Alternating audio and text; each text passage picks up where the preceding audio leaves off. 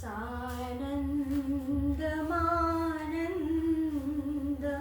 भवने वसन्तम् आनन्दकन्दम् अतपापवृन्दम्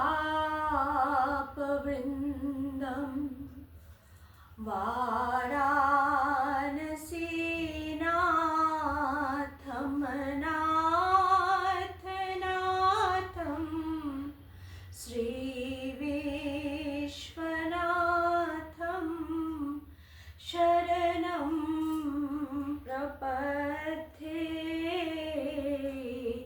श्रीविश्वनाथं शरणं प्रपद्ये। সামনের রবিবার শিবরাত্রি, তাই আজকে একটু মহাদেবকে নিয়ে বলার ইচ্ছে আছে। তো শিব পুরাণে এই শিবরাত্রিকে বলা হয় যে এই শিবরাত্রির দিন হরগৌরীর বিবাহ হয়েছিল।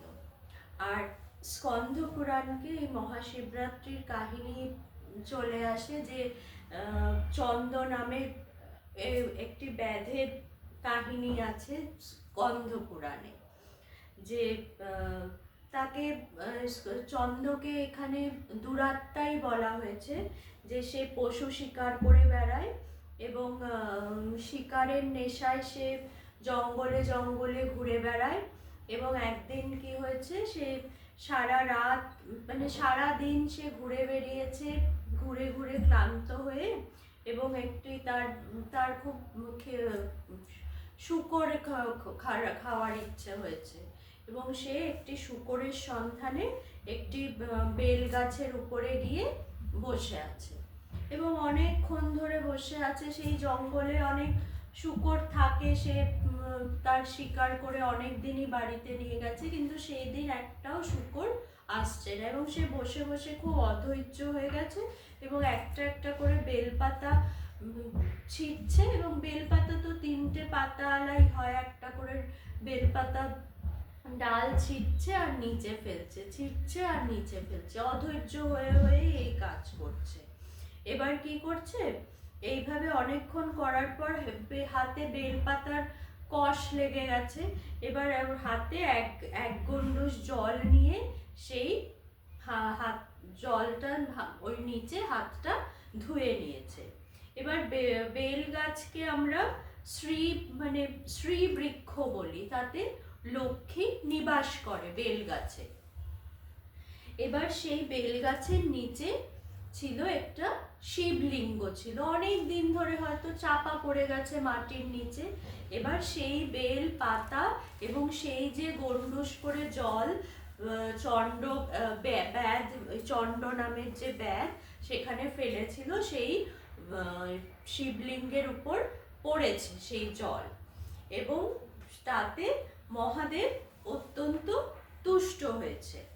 এবং এবং ভগবদ্গীতাতেও আছে একই কথা, যে কোনো শুদ্ধ চিত্ত নিয়ে যদি আমরা একটা পাতা এবং ফলও অর্পণ করি ভগবানকে, তাতেই ভগবান তুষ্ট হয়। কোনো অত আড়ম্বর, অত পুজো, অত কিছুরই ভগবানের দরকার নেই।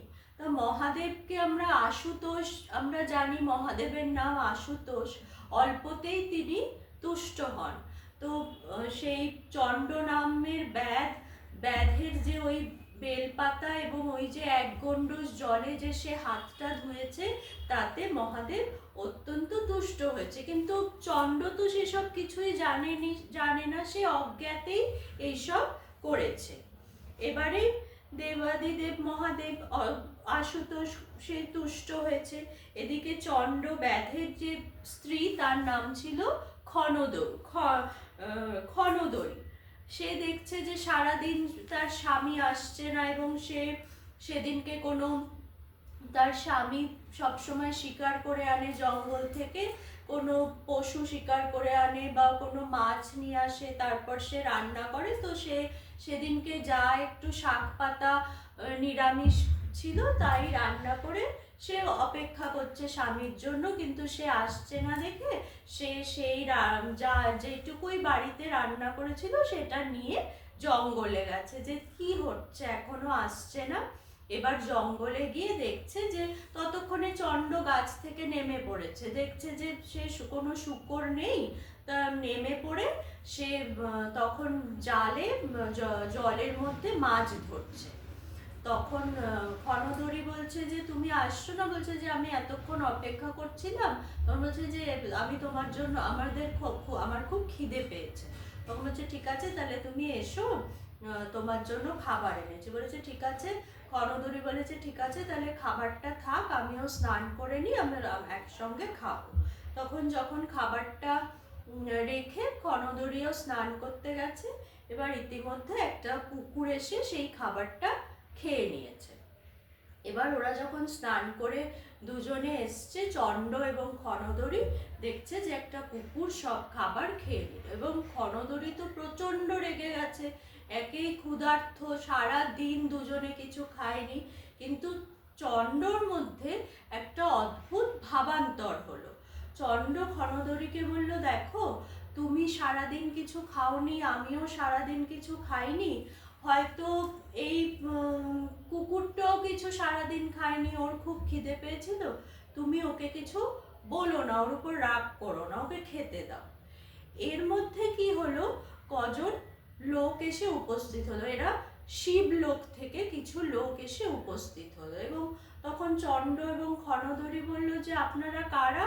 বলল যে আমরা মহাদেবের দূত, দেবাদিদেব মহাদেবের দূত, এবং আমরা তোমাদের শিবলোকে নিয়ে যেতে চাই। শিবলোকে তোমাদেরকে মহাদেব খুব খুশি হয়েছেন, তোমরা এই যে মহাদেব। তখন বলছে কেন খুশি হয়েছেন? বলেছে যে এই যে চণ্ড তুমি যে এরকম বেলপাতা দিয়েছো, এই যে এরকম ভাবে, বলছো আমি তো জানি না। তখন বলেছেন যে ঠিক আছে তুমি জানো না, কিন্তু মহাদেব খুব খুশি হয়েছে। এই বলে চণ্ড এবং তার স্ত্রী ক্ষণদরিকে শিবলোকে নিয়ে গেল। এবং এই যে সময়টা ছিল সেটা ছিল স্কন্দ পুরাণে, সেটা ছিল মাঘ মাসের অসিত পক্ষ এবং কৃষ্ণপক্ষের চতুর্দশীর দিন। সেই সময়ে মানে এখন মানে মাঘ মাসের অসিত পক্ষ, এবং সেই সময় এইটা শিবরাত্রির দিন হিসাবে ধরা হয়। এবং এই যে অজ্ঞাত একজন অব্রাহ্মণের হাতে যে ভগবান যে পুজোটা নিল, এটা কিন্তু একটা মানে একটা খুব একটা পদক্ষেপ, যে ওম নমো ব্রহ্মণ দেবায় নমঃ এর থেকে বেরিয়ে একজন ব্যাধের হাতে, একজন অব্রাহ্মণের হাতের থেকে যে পুজো নেওয়া, এটাই কিন্তু এই যে মহাদেবের, আমরা শিবরাত্রির দিন মহাদেবকে পুজো করি এবং শিবলিঙ্গের উপর যে জল ঢালার যে মন্ত্রটা, সেই মন্ত্রটাও কিন্তু এর মধ্যে কোনো ব্রাহ্মণত্বের বা ব্রাহ্মণকে দিয়ে পূজা করানোর কোনো নিয়ম বা কোনো কিছু এর মধ্যে নেই। এবং এই যে মহাদেবের যে মন্ত্র, কখন ত্রয়ম্বকেম অজামহে সুগন্ধিম পুষ্টিবর্ধনম উর্বার রুক্মিব বন্ধনাম মৃত্যুর মুক্ষেয় মামৃতাম। তো এই যে মহাদেবের মন্ত্র ত্রয়ম্বকম যজামহে, এটি বশিষ্ঠ মুনি এটি লিখেছিলেন। ত্রয়ম্বকে অর্থাৎ যার ত্রিনেত্রধারী, মহাদেব ত্রিনেত্রধারী। এবং আমরা যে অঞ্জলি দিই অষ্টমীর দিন বা দেবী পার্বতী, তাতেও আমরা বলি শরণ্যে ত্রয়ম্বকে গৌরী। তো ত্রয়ম্বকে যজামহে আমরা ভজনা করছি। এখানে বশিষ্ঠ মুনি যেহেতু এই মন্ত্রটির রচয়িতা, তিনি ভজনা করেছিলেন মহাদেবকে। এবং মহামৃত্যুঞ্জয় মন্ত্র কেন তিনি রচনা করেছিলেন এটি নিয়ে আপনাদের সঙ্গে একবার বলেছিলাম আমি। এবং সুগন্ধিম পুষ্টিবর্ধনম, সুগন্ধিম, তার সুগন্ধিম মানে কি, যার সুগন্ধ, যেরকম সুগন্ধ বেরোয় ফুলের মধ্যে দিয়ে, যে কোনো কিছুর গন্ধ, যেরকম যার গা থেকে সুন্দর গন্ধ বেরোয়, ফুল থেকে যেরকম সুন্দর গন্ধ বেরোয়, বিকশিত পুষ্পের মতো সেই গন্ধ, মহাদেবের কীর্তিও সুগন্ধ, মানে ফুলের সুন্দর গন্ধের মতো চারিদিকে ছড়িয়ে আছেন। সুগন্ধিম পুষ্টিবর্ধনম এভার নারিশিং, যেমন উনি আমাদের, আমরা মৃত্যুকে জয় করতে পারি, এবং তিনি মহাদেব হলো বিপদ ভঞ্জনকারী, এবং শুধু বিপদ ভঞ্জনকারীও নয়, তিনি আমাদের মনকে শান্তি দেন এবং ইন্দ্রিয়কে দমন করেন এবং সমৃদ্ধ করেন। উর্বার রুক্মিব বন্ধনাম, এবং উর্বরক, উর্বরক হলো একটি ফল যেটি একটি ডাঁটার মধ্যে ঝুলে থাকে, যেমন শসা, লাউ যেমন একটা ডাঁটার মধ্যে ঝুলে থাকে, এবং আমরা যদি না ওটাকে কেটে তুলে আনি, সেই ফল কি হয়, একটা ডাঁটার মধ্যে ঝুলে ঝুলে সেই গাছের মধ্যেই সেটি পরিপক্ক হয়ে থাকে। ঝুলতে ঝুলতে পরিপক্ক হয়ে সমৃদ্ধ হয়ে টুক করে একদিন পরিপুষ্ট হয়ে সেটি পড়ে যায়। আমরাও যেন, তাহলে আমরা এই মন্ত্র কি, এই মন্ত্র ভগবানের কাছে আমরা প্রার্থনা করছি, আমরাও যেন সমৃদ্ধ হয়ে এই সংসারে আমরাও বন্ধন থেকে এই ফলটির মতো মুক্তি পাই, আমরা একটি পূর্ণ জীবন যাপন করে এই সংসার বন্ধন থেকে যেন মুক্তি পাই। আমরা শেষে, আমরা তো মানে এই সংসারে আবদ্ধ জীব, এবং আমরা যেন পুরো সংসার জীবন যাপন করে ওই ফলটির মতো যেন পুরোটা সংসারে থেকে তারপরে মুক্তি লাভ করি।